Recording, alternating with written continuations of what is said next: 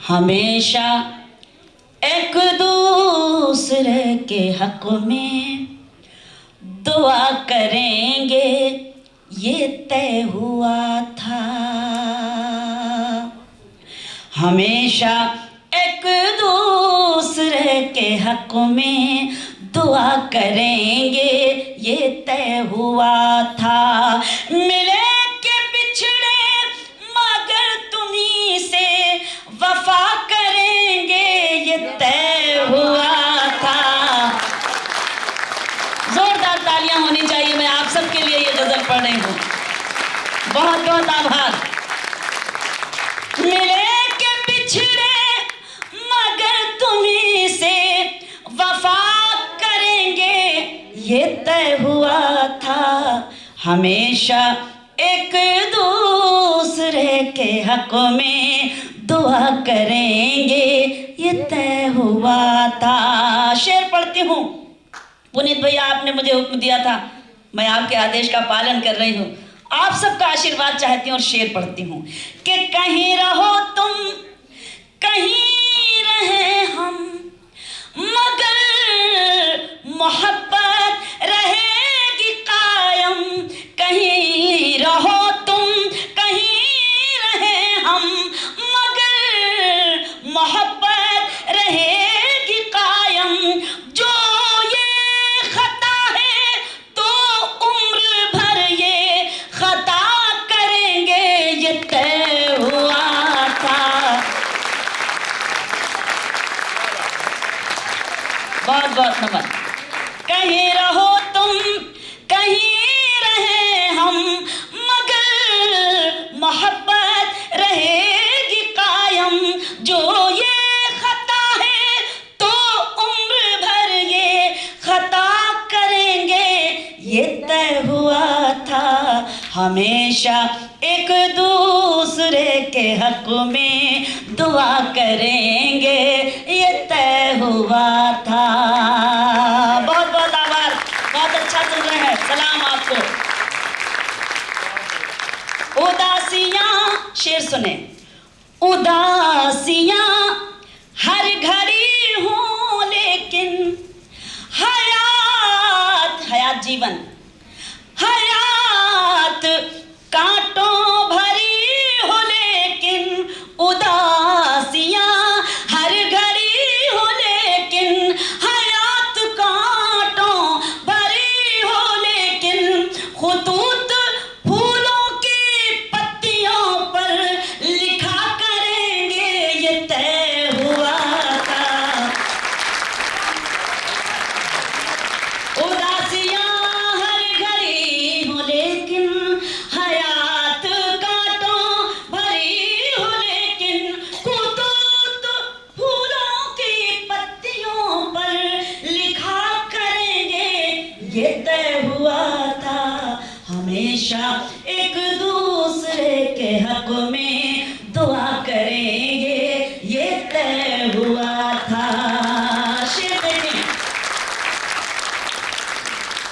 कि जहां मुकद्दर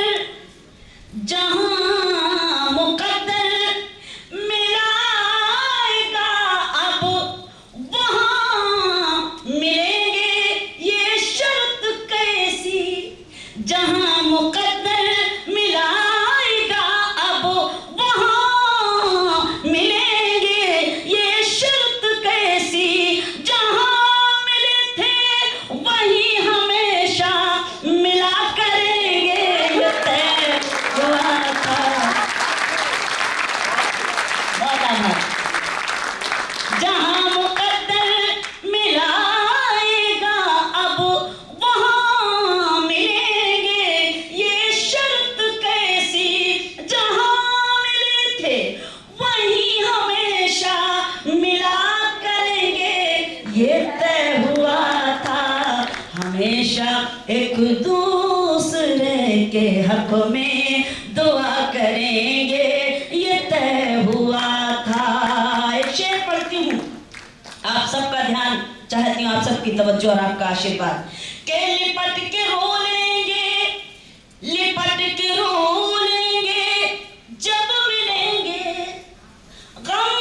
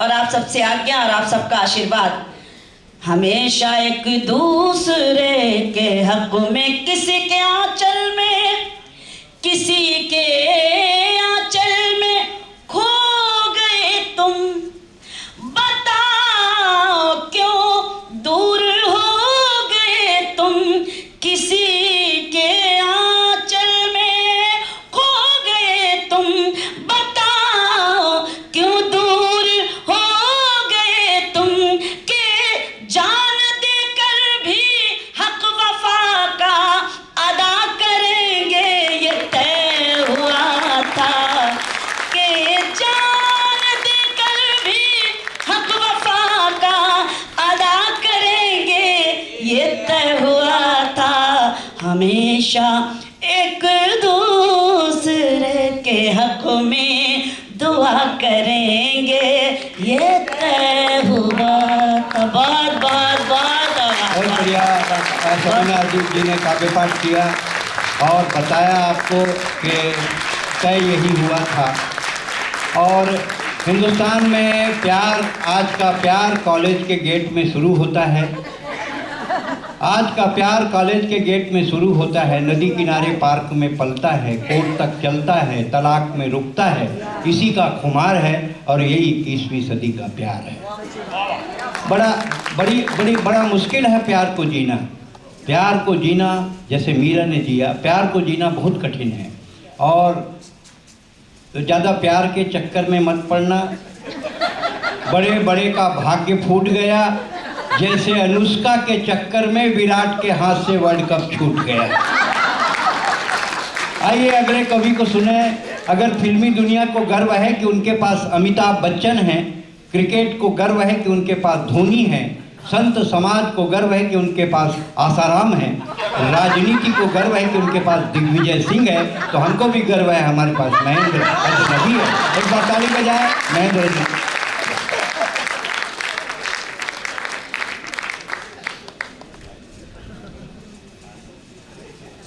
हमें भी गर्व है कि हमारे पास डॉक्टर सुरेंद्र दुबे हैं।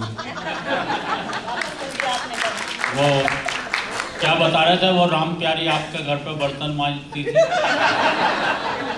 मैं तो सोच रहा था 3-4 बार इन्हें भी मांज देती। तो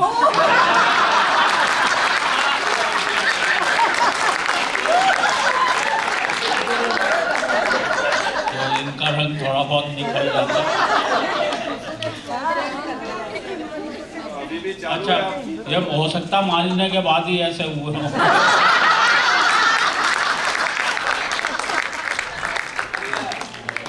कभी कभी निशान रह जाते हैं। खैर बड़े मन से सुन रहे हैं, तो बहुत बढ़िया पढ़ा इन्होंने, फिर ताली बजाएं इनके लिए। मैं भी सीधे सीधे एक कविता पढ़ता हूँ। बहुत मन से सुन रहे हैं, किसी कवि को हूट भी नहीं किया आपने अभी तक। करना भी मत, अब खाली सुरेंद्र दुबे जी बचे हुए। नहीं, वैसे हूट करेंगे भी नहीं, अपना खुद का प्रोग्राम क्यों खराब करोगे। लेकिन क्या है, हमारे यहाँ हमारे देश में कवियों को हूट करने का रिवाज है। कहीं कहीं मतलब अच्छा, कवि जो है बहुत संवेदनशील होता है, उसे कोई ठीक से नहीं सुने उसे बुरा लगता है, ठीक से सुने भी नहीं उसे हूट भी कर दे, भाई साहब उसके दिल पे असर पड़ सकता है, उसके दिमाग पे असर पड़ सकता है। मैं ऐसा इसलिए बता रहा हूँ, मेरे साथ एक जगह ऐसा हो चुका। पब्लिक ने मुझे इतनी बुरी तरह से हूट किया, इतनी बुरी तरह से हूट किया कि सीधा असर मेरे दिमाग पे पड़ा, मेरी याददाश्त चली गई, मुझे भूलने की बीमारी लग गई।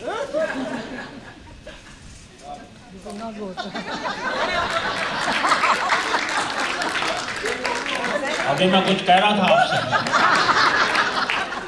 तो जब मुझे भूलने की बीमारी लगी तब मैंने एक कविता लिखी, बिल्कुल अलग तरह की कविता, वो आपको सुनाना चाहता हूँ। एक बार तालियां बजाएं।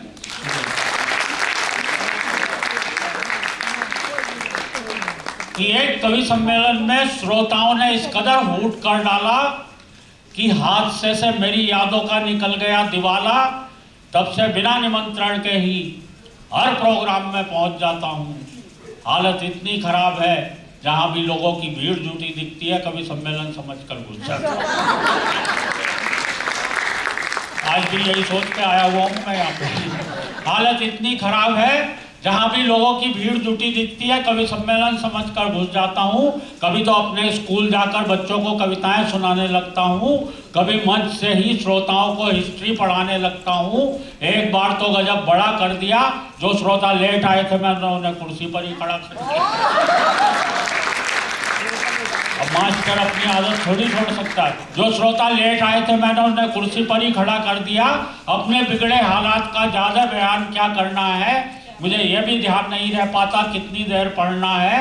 एक जगह तो मैं पढ़ता गया 1 घंटा 1.5 घंटा, श्रोता बोर हो गए।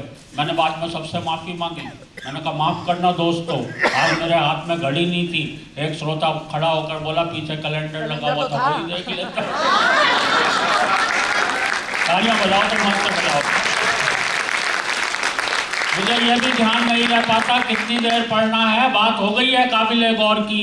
मुझे यह भी ध्यान नहीं रह पाता अपनी ही पढ़ रहा हूँ या किसी और की। पूरे दिमाग में हेरा फेरी है कि जब कोई और पढ़ता है और जमता है तब लगता है यार ये कविता तो मेरी है। अब बता रहा हूँ इस मंच से जितनी अच्छी कविताएं हुई हैं सब मेरी हैं।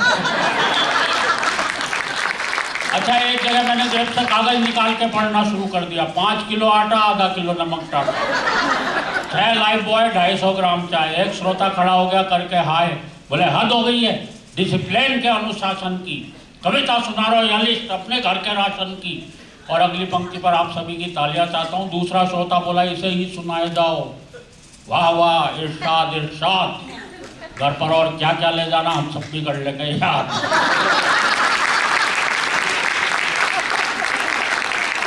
वैसे मियाँ आप किस परेब में हैं, ऐसी एक कविता तो हम सब की जेब में है।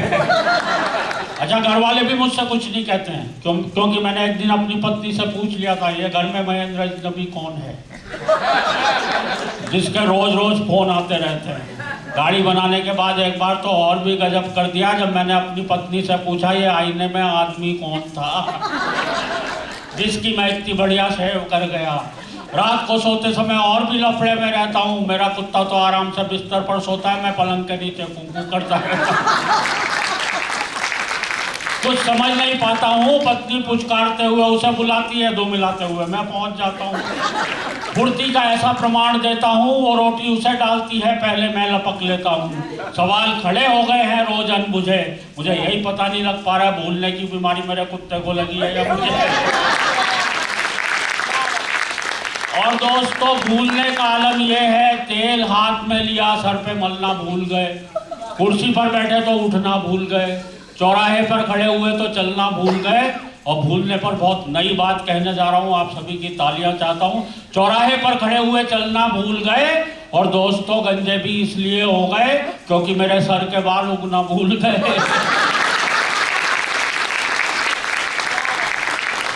पत्नी बोली एक बार मेरे भरतार हेल्प करा दो, गीले कपड़े ऊपर फैला दो। ऊपर जाते ही दिमाग भटक गया, मैंने कपड़े तो चारपाई पर पट के खुद तार पर लटका। टूट गई टांग, डॉक्टर आया, पलस्तर चढ़ाया, डॉक्टर भी था होशियार, भुलक्कड़ों का सरदार, गजब ही ढा दिया, टूटी दाई टांग थी पलस्तर नहीं पर। और मित्रों, भूलने पर इससे बड़ी बात कोई कह नहीं सकता जो मैं कहने जा रहा हूं।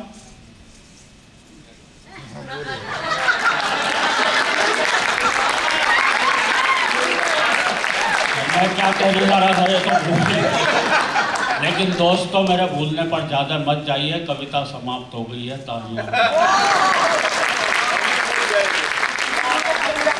लेकिन दोस्तों, कविता तो शुरू होती है अब।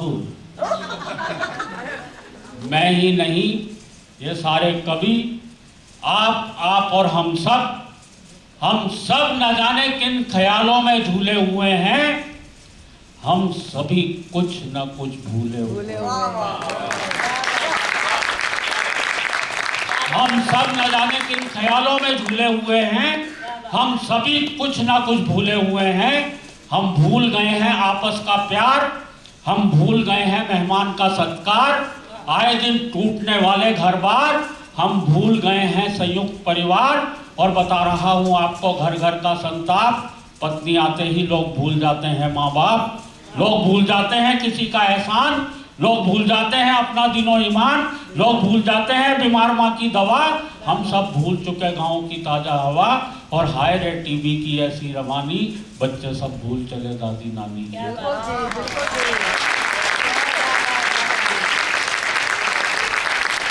हाय रे टीवी की ऐसी रवानी, बच्चे सब भूल चले दादी नानी की कहानी, राजनीति के हो चले खौफनाक इरादे, नेता जीतते ही भूल गए अपने किए वादे, नफरत का चढ़ चुका ऐसा जुनून है, हम सब भूल गए कि सबका एक जैसा खून है, और दोस्तों कहने को अब कुछ भी नहीं है शेष, भूलों की इस भूल भुलैया में हम सब भूलते जा रहे हैं अपना देश, हम सब भूलते जा रहे हैं। और मित्रों, मैं 3-4 मिनट और चाहता हूँ, अगर दीदी दे दें तो सिर्फ एक छोटी सी कविता सुनाना चाहता हूँ।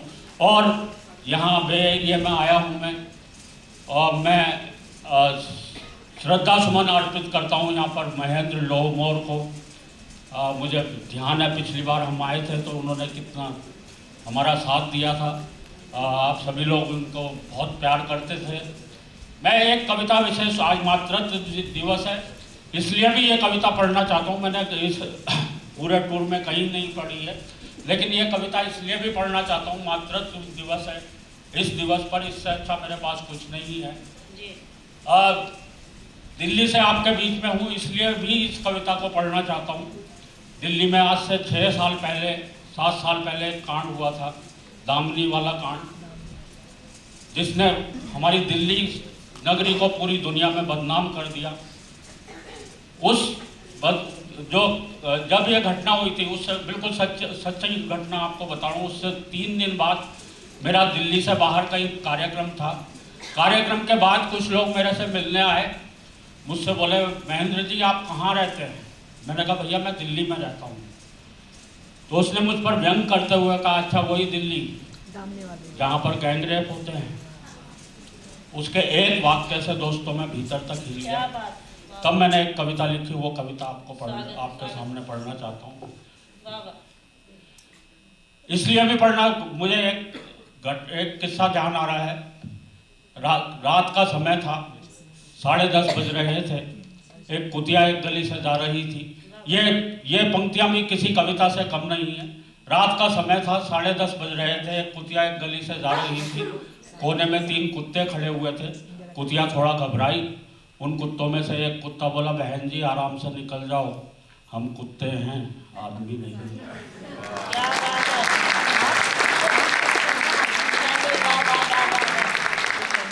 जब ये संवेदनाएं इस तरह से हो गई हो, मैंने सोचा वो दिल्ली जो हमारे देश की राजधानी है, वो दिल्ली जिसके बारे में लोग कहते हैं दिल्ली दिलवालों की है, वो दिल्ली जिस पर हम गर्व करते हैं, वो दिल्ली अगर उस बेटी से कुछ कहती तो क्या कहती। आज मातृत्व दिवस पर आप सभी को समर्पित करता हूँ। एक बार तालियां बजाएं। एक हास्य रस का कवि भी एक गंभीर कविता लिख सकता है। आप सभी को नमन करते हो। बरसों से दिल्ली का बयान दामिनी के नाम, बरसों से दबी बंद जुबां खोल रही हूँ, मैं दिल्ली हूँ दिल से बोल रही हूँ, मुझ में रहने का मोल तेरा चुका ना सकी, माफ करना बेटी तेरी अस्मत बचा ना सकी, देती सोए आवाम के दिलों में दस्तक हूँ, तेरी बहादुरी के आगे नतमस्तक हूँ, रक्षा करने वाले जहाँ सभी सिपह सलार सोए, तेरे जज्बे को देख मेरे गांव गली मोहल्ले रो। रक्षा करने वाले जहाँ सभी सिपह सलार सोए, तेरे जज्बे को देख मेरे गांव गली मोहल्ले रोए, इंसानियत खो गई गली गलियारे में, मेरा चांदनी चौक डूब गया गहन अंधियारे में, अमर जवान वक्त के तीर यहाँ निशाना चूक गए, आंसू मेरी जमुना जी के भी सूख गए, अमर जवान ज्योति गुस्से से मशाल हो गई, लाल किले की भी आंखें यहाँ लाल हो गई। अमर जवान ज्योति गुस्से से मशाल हो गई, लाल किले की भी आंखें यहाँ लाल हो गई, कुतुब मीनार सोचे है जमी में गड़ जाऊं। और दिल्ली के बारे में कहा जाता है दोस्तों कि दिल्ली वो नगरी है जो कई बार बसी और कई बार उजड़ी। कुतुब मीनार सोचे है जमी में वापस गड़ जाऊं, मन मेरे भी आया कि फिर से उजड़ जाऊं, मन मेरे भी आया कि फिर से उजड़ जाऊं। और दिल्ली ने लोगों को क्या क्या दिया, इंसान में न मैंने कभी भेदभाव किया, जो भी आया उसी को खुद में बसा लिया। फहरे जब लाल किले पे तिरंगा मैं इतराती, परेड गणतंत्र की हो मैं इठलाती, पाई मैंने नित नई विकास की ऊंचाई, पर किसी ने झांक कर न देखी मेरे दिल की गहराई। दिल्ली है दिल वालों की, लोग झूठ कहते हैं, मैं शर्मिंदा हूं कि ऐसे दरिंदे मुझ में रहते हैं। दिल्ली है दिल वालों की, लोग झूठ कहते हैं, मैं शर्मिंदा हूं कि ऐसे दरिंदे मुझ में रहते हैं। और कुछ पुराने लोग यहाँ पर बैठे हैं, वो उस कांड को जानते हैं कि कभी संजय गीता, कभी दंगे, कभी तंदूर की खौफ कहानी हूं, गुरूर टूट गया कि इस देश की राजधानी। कभी संजय गीता, कभी दंगे, कभी तंदूर की खौफ कहानी हूं, गुरूर टूट गया कि इस देश की राजधानी हूं। काश कि तुझको एक नई चहक देती, अपनी हर बेटी को बराबरी का हक देती।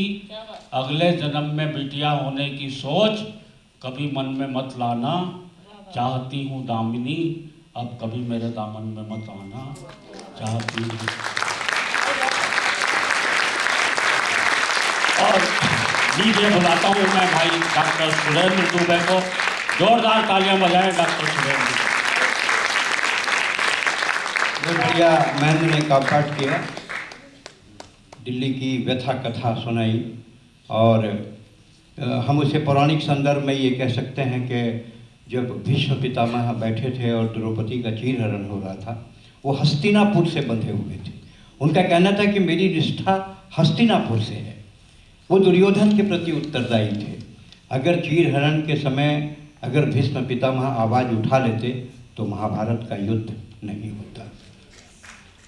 और ये बात समझ लें कि अगर गांधारी अपने पति का अनुसरण करके अपनी आंखों में पट्टी नहीं बांधती और सभी बेटों को बराबर से दुलार देती तो महाभारत का युद्ध नहीं होता। महाभारत के युद्ध के पीछे गांधारी की पट्टी ही उसका मूल कारण रही है।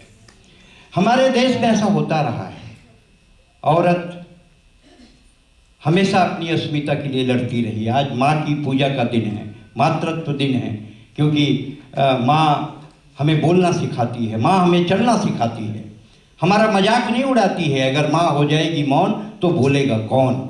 माँ की ताकत है जो इसके कारण मैं यहाँ खड़ा हूँ, ये यहाँ कविता पढ़ रहे हैं और आप लोग सुन रहे हैं। ये माँ की ताकत है, माँ की शक्ति है। लेकिन क्या करोगे, अपना काम तो करना ही है। हिंदी की क्लास थी, टीचर एकदम उदास थी। हिंदी की क्लास थी, टीचर एकदम उदास थी। पति से लड़कर आई, अब काहे की पढ़ाई। बच्चों ने कहा टीचर पढ़ाओ, टीचर पढ़ाओ। टीचर ने कहा दिमाग मत खाओ, कल गाय पे निबंध लिखवाया ना, जाओ पति पर निबंध लिख कर लाओ। बच्चों ने लिखा पति एक दयनीय पालतू प्राणी है। सांस लेनी है। पति एक दयनीय पालतू प्राणी है जिसे हम मनुष्य भी कह सकते हैं। शादी के पहले पति सामान्यतः मनुष्य ही होता है। पति की दो आंखें होती हैं जिनसे वो अल्टरनेट देखता है। पति के प्रकार, हिंदुस्तान में पति के दो प्रकार पाए जाते हैं, एक जोरू का गुलाम, दूसरा जोरू का बादशाह। जोरू का गुलाम ये सस्ती, सुंदर और टिकाऊ नस्ल है। ये बहुतायत मात्रा में पाई जाती है। जोरू का गुलाम ये सस्ती, सुंदर और टिकाऊ नस्ल है, ये बहुतायत मात्रा में पाई जाती है। जोरू का बादशाह ये प्रजाति धीरे धीरे लुप्त हो रही है। जो कुछ आपने दिया हमने लिया और उसे बिगाड़ कर लिया। बफे आपसे हम तक आया। दिल्ली, बम्बई जैसे महानगर में बफे के सिस्टम से दावत चल रही है, लेकिन कभी आप हिंदुस्तान जाएं और गांव में जाके बफे को देखें, तब आपको पता लगेगा कि क्या दुर्दशा हो रही है। उसका एक ऑब्जर्वेशन रखता हूँ। हमें मिला एक दावतनामा, आज रात्रि को प्रीति भोज में आए, गिद्ध भोजन, बफे सिस्टम, झपटे और गिफ्ट भोजन, बफे सिस्टम, झपटे और खाएं। बफे सिस्टम नहीं है, बफेलो सिस्टम से कम। सामने में बोर्ड लगा देते हैं, वेलकम। सांस लेनी है, लंबी सांस लेनी है। बफे सिस्टम नहीं है, बफेलो सिस्टम से कम। सामने में बोर्ड लगा देते हैं, वेलकम। जैसे ही टेबल पर खाना लगा, लोग खाने पे टूटे, जैसे बंधे हुए जानवर छूटे। एक आदमी प्लेट में सलाद लिए टेबल के चारों तरफ घूम रहा था। दूसरा दुबला पतला मरियल दूर में खड़ा खड़ा हलवा सूंघ रहा था। हमने कहा, भाई साहब टेबल के पास नहीं जाएंगे, अपने खाने के लिए कुछ नहीं लाएंगे? उसने हाँफ कर जवाब दिया, अभी गया था, अभी गया था। कुर्ता फड़वा कर आया हूं, अब की बार कुर्ता उतार कर जाऊंगा, और रसगुल्ला नहीं ला सका तो पापड़ लेकर जरूर आऊंगा। एक महिला अपने बच्चे को मार मार के खिला रही थी, आइसक्रीम खिला के कॉफी पिला रही थी। कह रही थी, पी, कम वक्त पीता भी नहीं, 501 रुपया दिए हैं। एक महिला इधर से जा रही थी, दूसरी इधर से आ रही थी, दोनों आपस में टकरा गई। पहले की सब्जी दूसरे के साड़ी पे आ गई। बोली, क्यों देखकर नहीं चलती? बोली, अच्छा, एक ही साड़ी पहन कर आती है। ये मेरी तीसरी साड़ी है, आइसक्रीम खाने जा रही हूँ, सलवार सूट पर्स में ले जा रही हूँ। बच्चे ने रोते रोते अपनी माँ से कहा, मम्मी मम्मी बाथरूम जाना है, मम्मी मम्मी बाथरूम जाना है। उसकी मम्मी जलाई, नॉनसेंस, सामने में खाना है, तेरे को बाथरूम जाना है? अच्छा जा, कोने में आंटी के पीछे खड़े हो जा, जा कोने में आंटी के पीछे खड़े हो जा। मम्मी आंटी के पीछे तो अंकल खड़े हैं। सांस लेनी। मम्मी आंटी के पीछे तो अंकल खड़े हैं। बेटा मेरी मान, गरम गरम जलेबी खा और अपने बाप के समान आधा घंटे बाथरूम को भूल जा। और 8वां रसगुल्ला निगलते हुए, अंडरलाइन, 8वां रसगुल्ला निगलते हुए पत्नी ने पति से पूछा, ए जी लिफाफे में कितना डाला? 8वां रसगुल्ला निगलते हुए पत्नी ने पति से पूछा, ये जी लिफाफे में कितना डाला? जलेबी पगुराते हुए पति ने कहा, 100। बोले 100? हमारी शादी में इन्होंने 20 रुपया टिकाया था और 1 घंटा 45 मिनट खाया था। हमारी शादी में इन्होंने 20 रुपया टिकाया था और 1 घंटा 45 मिनट खाया था। अपन सुबह तक खाएंगे, लेकिन 100 रुपया का हिसाब करके जाएंगे।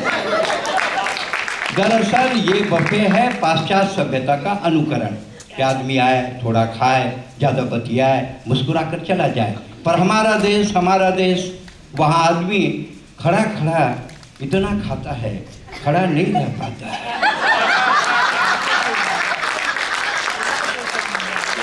अगले बार हिंदुस्तान जाएं और किसी बफे में जाएं, किसी गांव के बफे में जाएं, सुरेंद्र दुबे की याद लेकर जाएं। कविता खत्म होती है, दोनों हाथ उठा के एक बार जोरदार तालियां बजाएं। मातृशक्तियां बैठी हुई हैं। औरत में एक गुण है, आज मातृ दिवस है इसलिए कहना चाहता हूँ, बहुत सिर्फ 1.5 मिनट का समय ले रहा हूँ। औरत में एक ताकत है जो ईश्वर ने सिर्फ औरत को दी है। आगे वाले की नज़र से औरत उसकी भावना को समझ जाती है। ये सेंस सिर्फ औरत को भगवान ने दिया, किसी को नहीं दिया। औरत कभी अपने प्यार को बांटना नहीं चाहती, कभी शेयर नहीं करना चाहती। उसे हमेशा अपना पति अपना ही चाहिए, नॉट, इसमें कोई भी डिस्ट्रीब्यूशन नहीं चाहिए। ये विशेष प्रवृत्ति है। इसके कारण क्या होता है, औरत हमेशा सतर्क रहती है कि मेरा पति का कुछ है तो नहीं। बस यहीं से कविता चालू होती है।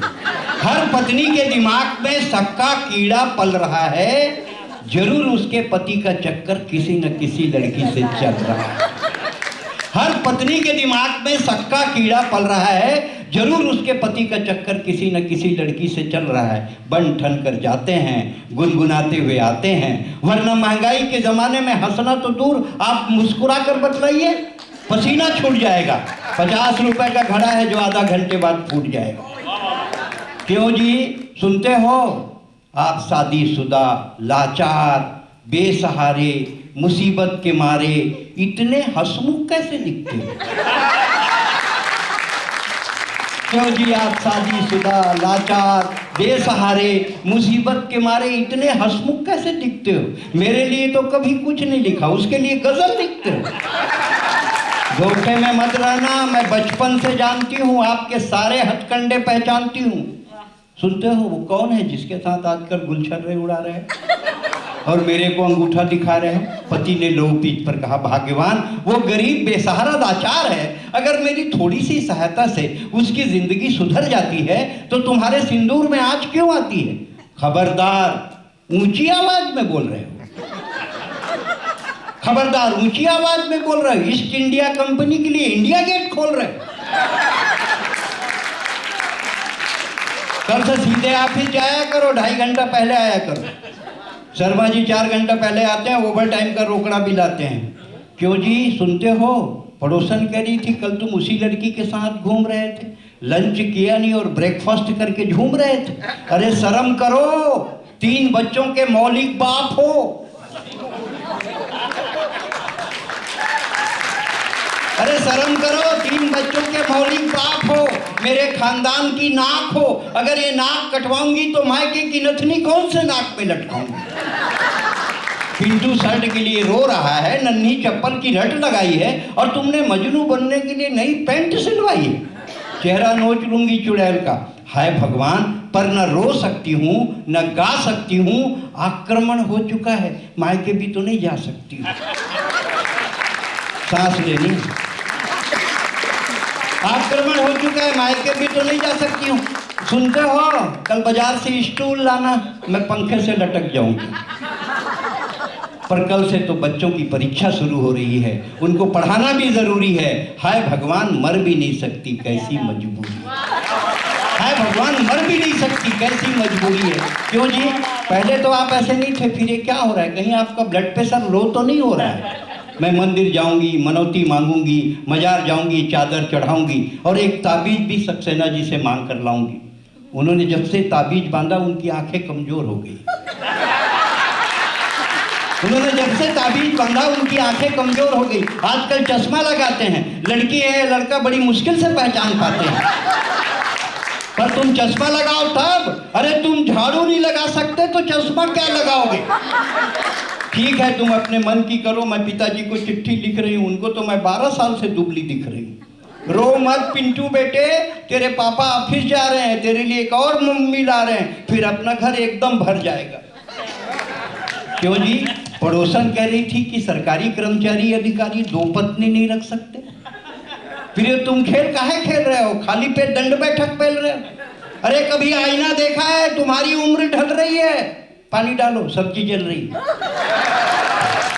अरे कभी आईना देखा? तुम्हारी उम्र ढल रही है, पानी डालो, सब्जी जल रही है। हाय भगवान, उसने जरूर कोई चीज खिलाई है, वरना 12 साल हो गए शादी के, तुमने कब सब्जी जलाई है? वरना 12 साल हो गए शादी के, पर तुम तो दूसरी दुनिया में खोए रहते हो, आंखें खुली रहती हो और सोए रहते हो। अब तो तुम्हारा मजनू बनना ही बचा है। हाय भगवान, इनका तो शादी वाला सूट भी नहीं फटा है। ठीक है, मैं वो सूट कटवाऊंगी और टिंटू पिंटू का हाफ पैंट बनवाऊंगी, पर उस लड़की से मिलने जरूर जाऊंगी। तभी दरवाजे में साकल के बजने की आवाज आई। पत्नी ने कहा कमीन और एक पति अंदर। पति ने कहा कमीन और एक लड़की अंदर आई। लड़की, अच्छा तो यही है तुम्हारी वो, आ गई है छाती में मूंग वो। अरे कलमुही, तूने तो औरत जात की नाक कटाई। और एक थप्पड़ की आवाज आई। लड़की ने सिसक कर कहा, भाभी मिठाई। लड़की ने सिसक कर कहा, भाभी मिठाई। ना मैं हीर हूँ और ना ये रांझा, मेरा रिश्ता तो एकदम सादा। मेरे रिश्ते का एक ही नाम, जैसे द्रौपदी और श्याम। काश आप पहले जान जाती, एक ही रिश्ता लड़की के साथ नहीं होता, ये मान जाती। अरे कच्चे धागे में गांठ मत लगाइए भाभी, आप उलझ जाएंगी, फिर अपने भाई को लेकर सड़क पर कैसे जाएंगी? कच्चे धागे में गांठ मत लगाइए भाभी, आप उलझ जाएंगी, फिर अपने भाई को लेकर सड़क पर कैसे जाएंगी? अरे लोगों ने राम को नहीं छोड़ा सीता के नाम पर, मीरा को नहीं छोड़ा मोहन घनश्याम पर, फिर हम तो इंसान हैं, जी रहे हैं रिश्तों की फटी चादर आहिस्ता आहिस्ता आहिस्ता आहिस्ता सी रहे हैं, आहिस्ता आहिस्ता आहिस्ता आहिस्ता सी रहे हैं। और बस 10 पंक्तियाँ और 10 पंक्तियों का चाहिए, आदेश दें योर ऑनर।